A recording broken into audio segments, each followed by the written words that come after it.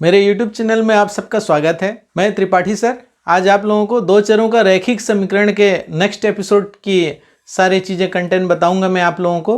तो इसी कंटेंट पर हम लोग लेके चलते हैं। देखिए, एक हमारे कुछ प्रतिबंध होंगे और समीकरण निकाय का निष्कर्ष निकालेंगे और उसका अर्थ क्या होगा वो बताएंगे। ठीक है, तो इसके लिए हम एक दो चर वाला रैखिक समीकरण के दो समीकरण ले लेते हैं, उसमें कंपेयर करेंगे और उस कंपेयर के आधार पर हम लोग आगे बढ़ेंगे।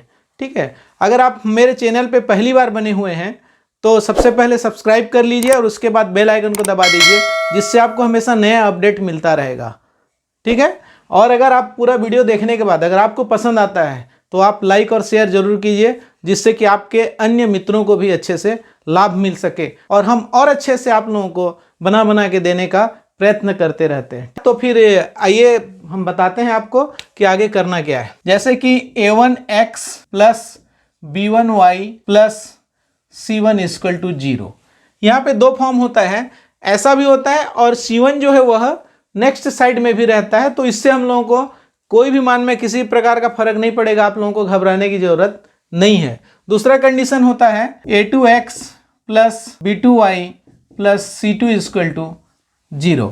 देखिए ऐसा क्यों होता है वो बता देता हूं मैं। यदि हम c1 को इस साइड लेंगे तो माइनस c1 आएगा और इसको लेंगे तो माइनस c2 आएगा। देखिए दोनों के जब अनुपात लेते हैं हम लोग तो इसका साइन में कोई फर्क नहीं पड़ता, इसलिए ये इस साइड रहे या उस साइड रहे उससे हमको किसी प्रकार की घबराने की जरूरत नहीं है। अब यहाँ पर देखिए हम लोग ये जो कंपेयर करेंगे, मैं आप लोग ध्यान देने वाली बात बताऊंगा। यहाँ पर सबसे पहले अगर इस तरह से हमको दो समीकरण दिया हुआ है, यानी कि इनका अनुपात लेंगे।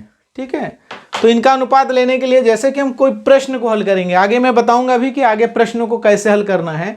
तो यहाँ पर हम लोग x का गुणांक, y का गुणांक और बिना x y वाला, बिना चर वाला अचर पद का, और इसी तरह से यहाँ पर x का गुणांक, y का गुणांक और अचर पद का गुणांक या अचर पद सीधा सीधा।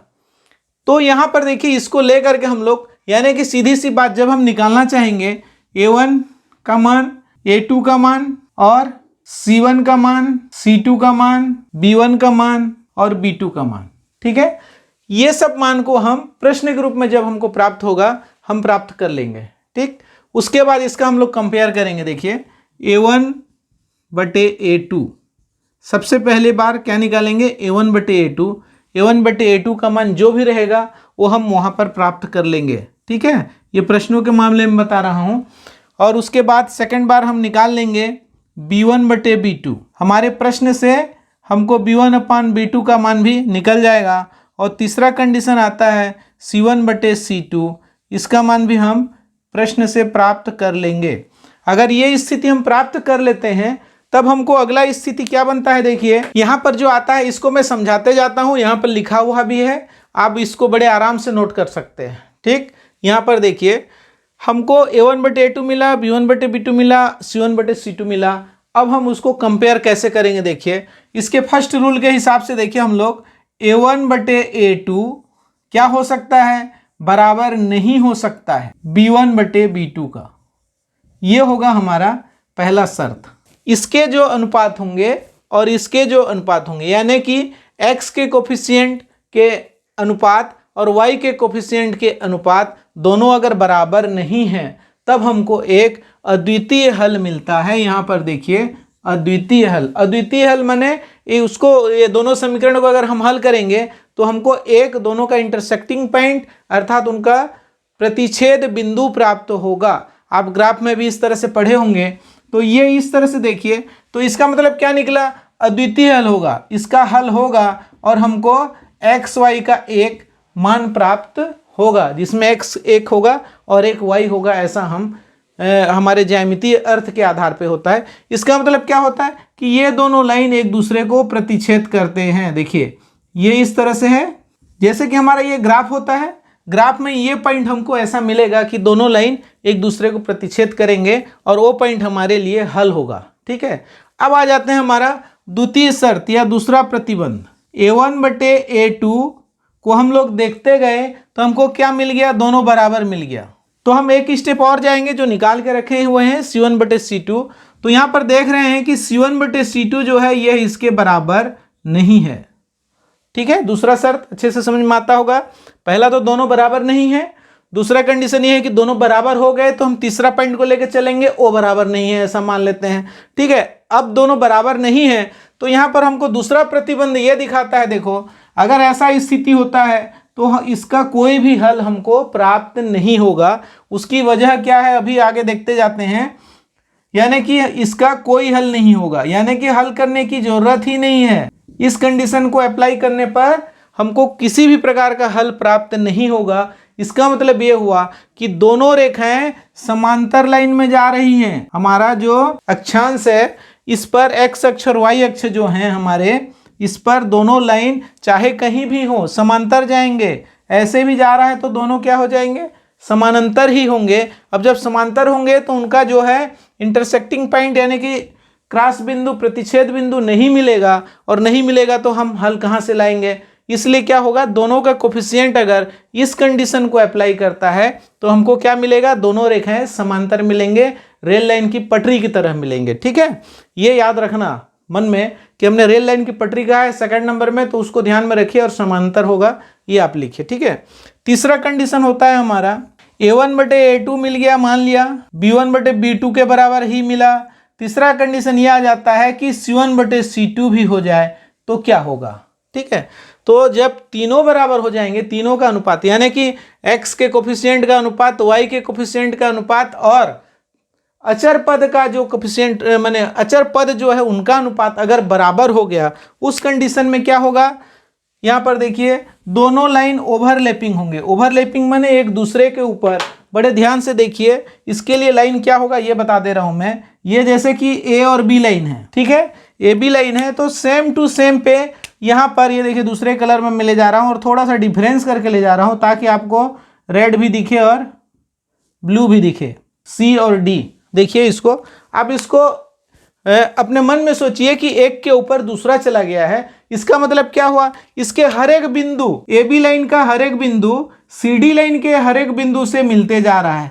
इसका मतलब हमको कई ठो इंटरसेक्टिंग पॉइंट मिलेंगे, यानी कि अनंत मिलेंगे। यहां पर देखिए अनेक हल है, यहां पर अनंत हल मिलेंगे, अनंत हल मिलेंगे। तो इस तरह से हमारे ये जो कंडीशन है, तीन कंडीशन को आप लोग हमेशा ध्यान में रखिए। इस पर कम से कम आपको 2 से 5 नंबर के क्वेश्चन आपको मिलेंगे। आप अच्छे से समझ लीजिए, बहुत ही इजी है। एक क्रम रखिए कि पहला दोनों बराबर नहीं है, दूसरे कंडीशन में दो बराबर हो जाने से तीसरे के बराबर नहीं है, और तीसरा कंडीशन में तीनों बराबर हैं। और ये चित्र को ध्यान में आप अगर रखेंगे तो आपके सारे क्वेश्चन इससे रिलेटेड बन जाएंगे। देखिए हमको ये 2 समीकरण दिया हुआ है, इस समीकरण का हल किस प्रकार का होगा, यानी कि इसकी प्रकृति क्या होगी, ये सब हमको जानना है। ठीक है, तो जैसा अभी भी आप देखें यहाँ पर, उसी के आधार पे हम लोग ले करके चलते हैं। हम क्या करेंगे, सबसे पहले A1 A2 B1 B2 C1 C2 ये निकाल लेंगे। और ये क्या चीज़ है हमारा, ये x का कोफिशिएंट है, ये y का कोफिशिएंट है, और यह अचर पद है। तो ध्यान से देखिए यहाँ पर A1 और A2, A1 क्या है यहाँ पर, ये है देखिए A1 था हमारा। उस समीकरण को सोचिए जो आप लोग कुछ देर पहले पढ़े हैं। A1 बराबर कितना हो गया, 3 हो गया। यहाँ पर देखिए A2 बराबर कितना हो गया, 4 हो गया। ठीक है, इसी तरह से B1 बराबर 5 होगा और B2 बराबर 2 होगा। C1 बराबर कितना हो जाएगा, 12 होगा, और C2 बराबर 5 होगा। अब आती है बारी हम लोगों को इनके गुणांकों का अनुपात की तुलना करने का। तब हम यहाँ पर निकाल लेते हैं। देखिए सबसे पहले जो निकाले थे A1/A2, तो A1/A2 बराबर कितना हो गया, 3/4। सेकंड में निकाले थे B1/B2, क्या हो जाएगा 5/2। और तीसरे में निकाले थे C1/C2 बराबर 12/5। अब यहाँ पर हम लोग क्या करेंगे, फर्स्ट प्रतिबंध के अनुसार, पहला शर्त के अनुसार A1/A2 not equal to B1/B2 है क्या, ये हम चेक करते हैं। ठीक है, तो यहाँ पर देखिए A1/A2 का मान कितना लिखेंगे, 3/4 है। यहाँ पे B1/B2 का मान है 5/2। आप लोग इसको देख करके ही बता सकते हैं कि दोनों बराबर नहीं है ना, नॉट इक्वल टू हो गया ये। इसका मतलब पहला शर्त इस पर लागू हो गया। ठीक है, और पहला शर्त लागू हो गया तो हमारा पहला शर्त क्या था, इसका एक अद्वितीय हल प्राप्त होगा। इसका अद्वितीय हल प्राप्त होगा, यानी कि इसका एक ही मान हमको प्राप्त होगा, XY के रूप में रहेगा। और इसको हम हल करेंगे तो हम इसका जान सकते हैं। यानी कि ये अगर हम ज्यामिति इसकी गणना करना चाहेंगे तो क्या मिलेगा हमको, एक इंटरसेक्टिंग पॉइंट मिलेगा। ये हमारा पहला समीकरण और ये दूसरा समीकरण, तो हमारा ये पहला समीकरण का लाइन हो गया और ये दूसरा समीकरण का लाइन हो गया। इस तरह से ये जब दोनों मिलेंगे यहाँ पर, ये पॉइंट हमारा x और y होगा। इस तरह से हम कह सकते हैं कि इसके हमें एक यूनिक हल मिलेगा, अद्वितीय हल मिलेगा, जो इसका हल होगा। ठीक है, अब आते हैं हम नेक्स्ट प्रश्न पर जाते हैं। समीकरण 5x + 3y = 12 एवं 15x + 9y = 15 का हल ज्ञात कीजिए। जैसा कि आप जान रहे थे, तो हम इसको जैसे जैसे आगे करते जाएंगे, आपको जो 3 प्रतिबंध दिखाए थे, तीनों के अलग अलग प्रश्न आप कैसे सॉल्व करेंगे ये देखते जाइए। ठीक है, अब मैं वहां पर A1 A2 B1 B2 C1 C2 ये सब अलग अलग लिखा था, ये सब आपको इसमें भी लिखना है, परंतु मैं यहाँ पर आपको एकदम से शॉर्टकट में लेके चलता हूँ, जो हम लोग सीधा प्रतिबंध को निकालते हैं। ठीक है, शर्त का पालन करते हैं सीधा सीधा। ठीक है, वो सब चीजें आप लिखेंगे उसमें। तो A1/A2 = 5/15। ठीक है, यहां से लिए 5 और यहां से लिए 15 पहला, तो कितना हो गया, 5 एकम 5, 5 तिया 15, फाइनली 1/3 आया। दूसरा B1/B2 बराबर, यहां से B1 उठाइए 3, यहां से B2 उठाइए 9, इसको काटेंगे 3 एकम 3, 3 तिया 9, 1/3, इसका भी रिजल्ट सेम टू सेम। यहां पर आ जाइए तीसरा C1/C2, क्या करेंगे, यहां से C1 उठाइए और यहां से C2, 12/15, इसको भी काट सकते हैं, 3 चौं 12, 3 पंचे 15। ठीक है, यानी कि 4/5। अब देखिए, आपको जो शर्त यहाँ पर था आपको याद होगा, वो सारे शर्त को आपको क्या करना है, आगे लेते जाना है पूरे मन में। तो ध्यान से देखिए, पहला शर्त था A1/A2 ≠ B1/B2। यहाँ पे मैं ≠ को नहीं लगाया हूं, क्यों, देखिए यहाँ पर क्या हो गया, हमारा 1/3 बराबर 1/3 हो चुका है। देयरफॉर हम लोग यहाँ पे ≠ नहीं बोल सकते। ठीक है, यानी कि पहला शर्त यहाँ पर लागू नहीं होगा। अब आएगा यहाँ पर A1/A2 ≠ B1/B2, ऐसा है क्या, तो ऐसा नहीं है, इसलिए इससे हम आगे बढ़ जाएंगे। सेकंड कंडीशन में आ जाते हैं। सेकंड कंडीशन में क्या होता है, ये देखिए दोनों मिल गया, इसलिए A1/A2 बराबर B1/B2, यहां तक हम लोग प्राप्त कर चुके हैं। देखो, ठीक है, A1/A2 = B1/B2। परंतु तीसरा कंडीशन ध्यान से देखिए क्या था, C1/C2 वहां पे आना है, C1/C2। अब इसका मान रखते जाते हैं। देखिए A1/A2 1/3, ये भी 1/3 और ये है 4/5, तो क्या ये बराबर है, नहीं है। देयरफॉर ये क्या हो जाएगा, ये बराबर नहीं है। दूसरा कंडीशन अप्लाई होता है। दूसरा कंडीशन का रिजल्ट क्या था हमारा, कोई हल प्राप्त नहीं होगा, कोई हल नहीं, यानी कि दोनों रेखाएं कैसी होंगी, समांतर लाइन वाले होंगे। ठीक है, इस तरह से AB और CD रेखा जो है समांतर होंगे, इसके कोई भी हल प्राप्त नहीं होंगे। तो हमको जो दिया गया समीकरण है, ये और ये समीकरण 1 और 2 दोनों को हल करने से हमको किसी भी प्रकार का हल प्राप्त नहीं होगा। अब तीसरा कंडीशन को देखने के लिए हम एक प्रश्न और लेते हैं। चलिए इस क्वेश्चन को देखिए, ये है हमारा पहला समीकरण और ये हमारा दूसरा समीकरण। दोनों समीकरण का हल क्या मिलता है हम ये देखते जाते हैं। ध्यान से देखिए, A1/A2 बराबर 15/60, 15 एकम 15, 15 चौं 60, 1/4 आया। B1/B2 बराबर -3/12। ध्यान रखिए, यहाँ पर हम चिन्ह सहित यहाँ पर लेंगे। ठीक है, चिन्ह को छोड़ना नहीं है। तो ये हो गया 3 एकम 3, 3 चौं 12 और ये माइनस माइनस प्लस हो जाएगा। तो फाइनली क्या मिला हमको, 1/4। C1/C2 बराबर क्या हो जाएगा, 14/56। अगर आपको 14 का पहाड़ा याद है तो जल्दी हो जाएगा, नहीं है तो कोई बात नहीं है। ऐसे प्रश्नों में ऐसे ही आता है कि जब 14 एकम 14, 14 चौं 56। ठीक है, तो इस तरह से 1/4 इसका भी आया।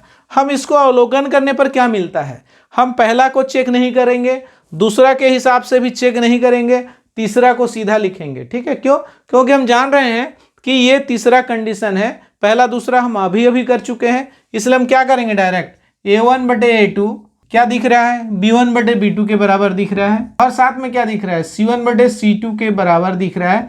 और ये हमारा कौन सा है, तीसरा शर्त है जिसके अनुसार क्या होगा, ओवरलैपिंग होंगे दोनों समीकरण, यानी कि समीकरण 1 तथा समीकरण 2 क्या हो जाएंगे, ओवरलैपिंग, यानी कि एक दूसरे के ऊपर ही रहेंगे। तो जब एक दूसरे के ऊपर हो जाएंगे यानी कि संपाती हो जाएंगे, संपाती रेखाएं होंगी, जिससे क्या होगा, अंततः अनेक हल मिलेगा। यानी कि दोनों लाइन AB और CD, AB और CD, इसको एक दूसरे के ऊपर ओवरलैपिंग मान लीजिए। यहाँ पे डिफरेंस दिख रहा है, उसको मत सोचिए, ये सोचिए कि AB रेखा के ऊपर दूसरा लाइन गया है, तो इसके सारे बिंदु जो हैं एक दूसरे पर आप जहाँ भी लेना चाहेंगे XY के मान हर जगह हमको मिलेगा। यानी कि क्या मिलेगा, X1 Y1 मिलेगा, X2 Y2 मिलेगा, X3 Y3 मिलेगा। ठीक है, इस तरह से हमको अनंत मिलेंगे, मतलब जितना चाहेंगे उतना मिल जाएगा। ठीक है, तो ये कंडीशन क्या हुआ हमारा, तीसरा कंडीशन के अनुसार ये दोनों जो समीकरण होंगे इसका हल क्या मिलेगा हमको, अंततः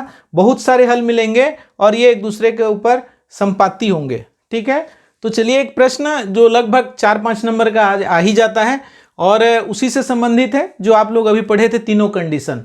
इस कंडीशन पर ये एक प्रश्न है, देखिए ये समीकरण पहला है, eight x + 5y = 9 and kx + 10y = 15। ये दो समीकरण है। यहाँ पर दिया हुआ है कि k का मान ज्ञात करना है, जबकि समीकरण निकाय का कोई हल नहीं। यहाँ पे आप लोगों को विशेष ध्यान देना पड़ेगा, कोई हल नहीं, इस प्रतिबंध का हमको उपयोग करना है।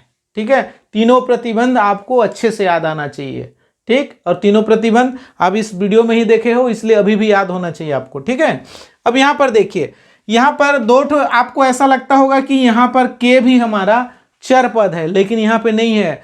k जो है हमारा संख्या चर है, यानी कि क्या कहना चाहिए, ये गुणांक है। ये इसको हम अज्ञात राशि के रूप में लेंगे, परंतु x का गुणांक है ये। जैसे कि हम दो चर का रैखिक समीकरण पढ़ रहे हैं ना, तो दो चर यहाँ पर क्लियरली है, ये x है और ये y है। इसके अलावा बाकी जो भी दिख रहे हैं हम लोगों के लिए क्या है, वो संख्या है, ऐसा मान लीजिए। ठीक है, जहाँ पे नहीं भी दिख रहा है तो उसको हमको निकालना है। तो यहाँ पर सीधी सी बात है, हम कंडीशन लगाएंगे। कोई हल नहीं का क्या कंडीशन है, हमको शर्त अनुसार क्या है, कोई हल नहीं का A1/A2 = B1/B2। आगे आपको याद आ गया होगा, हमारे पास 3 कंडीशन थे, उसमें से कौन सा है, सेकंड कंडीशन, यानी कि नॉट इक्वल टू C1/C2। इसका हम उपयोग करेंगे और हम इस k का मान ज्ञात करेंगे। ध्यान से देखते रहिए। सबसे पहले हमको क्या चाहिए था, A1/A2 कितना हो जाएगा, 8/k। दूसरा में B1/B2 5/10 और तीसरा C1/C2 9/15। ठीक है, अब किसी भी दो ठो का हम उपयोग कर सकते हैं। देखिए ध्यान से, इस चीज को भी लेकर के हम लोग सॉल्व कर सकते हैं, या तो फिर इसको और इसको लेकर के भी हम लोग हल कर सकते हैं। अगर इसको और इसको लेकर के हल करेंगे तो कौन सा नहीं होगा ये बताना पड़ेगा, और इसको लेकर के हल करेंगे तो उसका हल में k का मान क्या होगा एग्जैक्ट वो पता चलेगा। तो यहाँ पर क्या बोला है, k का मान ज्ञात करो बोल रहा है, इसलिए हम k का मान क्या होगा उसको लेंगे। ठीक है, क्या नहीं होना चाहिए पे नहीं जाएंगे। तो ध्यान से देखिए, हमको यही कंडीशन सीधा सीधा लगा देते हैं। क्या हो जाएगा, A1/A2 यानी कि 8/k this equal to B1/B2 यानी कि 5/10। अब इसको आप चाहें तो त्रियक गुणा करके कर सकते हैं, या आपको जिस मेथड से जैसे आता है वैसे हल कर सकते हैं। यहाँ पे फिलहाल आप इसको काट भी सकते हैं, 5 एकम 5, 5 दूनी 10। अब यहाँ पर त्रियक गुणा करेंगे तो क्या हो जाएगा, k इस साइड जाएगा और 1 से गुणा हो जाएगा, तो k एकम k हो गया, और 2 इधर आएगा और 8 से गुणा हो जाएगा। तो इस तरह से क्या हो गया, k इक्वल टू 16, यानी कि k का मान क्या होना चाहिए, 16 होना चाहिए। परंतु अगर क्या नहीं होना चाहिए प्रश्न को कन्वर्ट कर दिया गया तो क्या करना पड़ेगा, हमको इस शर्त को ले जा करके हल करना पड़ेगा, यानी कि पहला और तीसरा। ठीक है, तो इस तरह से आप ये जान गए। तो ऐसे प्रश्न आपको 3 प्रकार से मिलेंगे। कौन सा, एक प्रश्न में तो यहाँ पे कोई हल नहीं है लिख देगा, दूसरा में क्या लिख देगा, अंततः अनेक हल हैं, इस कंडीशन में लगाना है, और तीसरा प्रकार का जो प्रश्न आएगा वह क्या होगा, यूनिक हल, माने एक निश्चित हल प्राप्त होगा। इस तरह से आप लोगों को ये इस टाइप से 3 प्रश्न मिल सकते हैं। उस बात के लिए आप थोड़ा सा प्रैक्टिस कीजिए, 2-4 क्वेश्चन अपने किताब से देखिए और उसको हल कर लीजिए। आप लोग बहुत अच्छे से देखते रहे, समझते रहे और ध्यान देते रहे। तो आप सब लोगों को बहुत बहुत धन्यवाद।